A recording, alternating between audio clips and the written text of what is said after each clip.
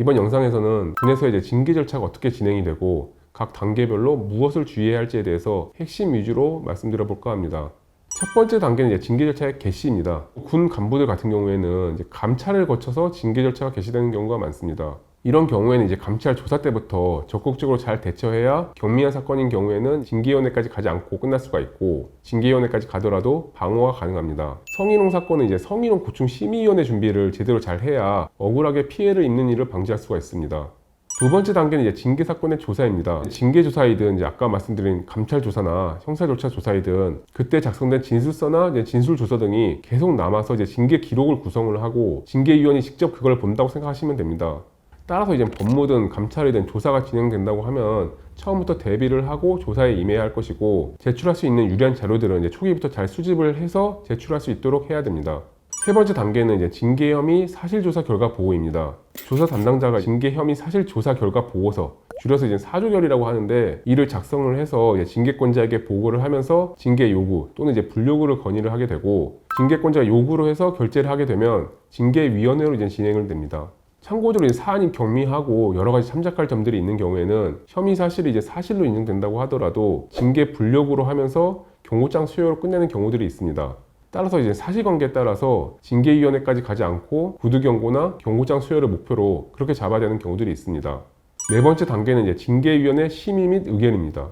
사조결 보고를 하고 징계권자가 이제 징계 요구로 결재를 하게 되면 징계위원회가 소집이 됩니다. 그리고 이제 징계위원회는 이 위원으로 이제 누가 들어오냐? 기본적으로 이제 위원장 포함해서 3명 이상이고요. 최대 7명인데 보통 5명 정도로 많이 하는 것 같습니다. 정징계는 뭐 3명으로도 많이 하고요.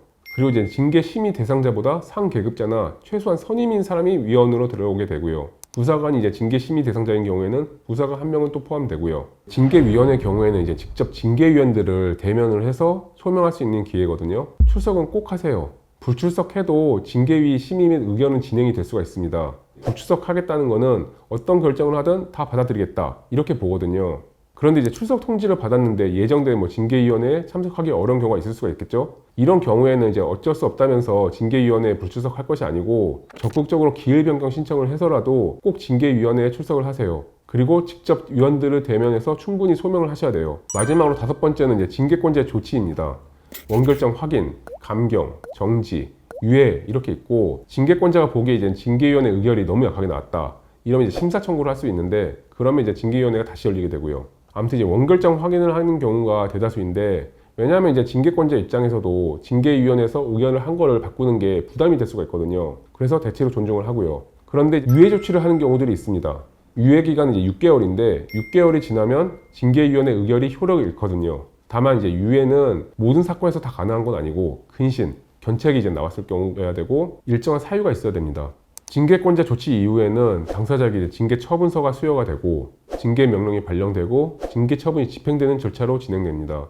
만일 당사자가 이제 징계 처분에 대해서 불복하고자 한다면 징계 처분서를 받았을 때부터 30일 이내에 항고를 해야 됩니다.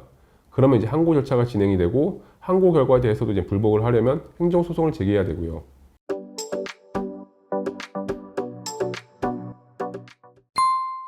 징계 처분이 확정된 것이 아니라면 결과를 바꿀 가능성은 존재합니다. 징계 문제를 이제 고민 중이시라면 일단 상담부터 받아보시기를 권해드립니다. 감사합니다.